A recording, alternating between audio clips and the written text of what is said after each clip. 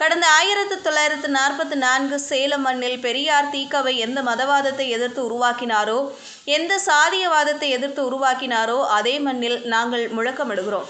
இந்த காரணத்திற்காகத்தான் சேலத்தில் நாங்கள் மாநாட்டை உருவாக்கி இருக்கிறோம். நண்பர்களே, பெரியார் இறக்கவில்லை. அதை உயிரோடு வைத்திருக்கத்தான் தலைவர் விஜய் தமிழக வெற்றிக் கழகம் எனும் கட்சியை உருவாக்கி கொண்டிருக்கிறார். இப்போது எங்கள் நோக்கத்தை தெளிவாக்கி விட்டோமா?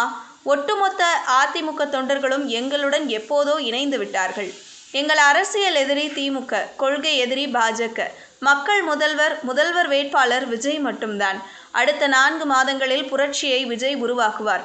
திமுக கூட்டங்களுக்கு அரசு பேருந்துகள் பயன்படுத்தப்படுகின்றன. அந்த கூட்டத்திலும் தங்களின் சாதனைகளை பற்றி பேசாமல் தாவேக்காவை எப்படி திட்டுவது என்பது குறித்து பேசிக் கொண்டிருப்பார்கள். அதுதான் திமுக என்று விமர்சித்திருக்கிறார். இதுபோன்ற செய்திகளை தெரிந்து கொள்ள செய்தி புனலுடன் இணைந்திருங்கள்.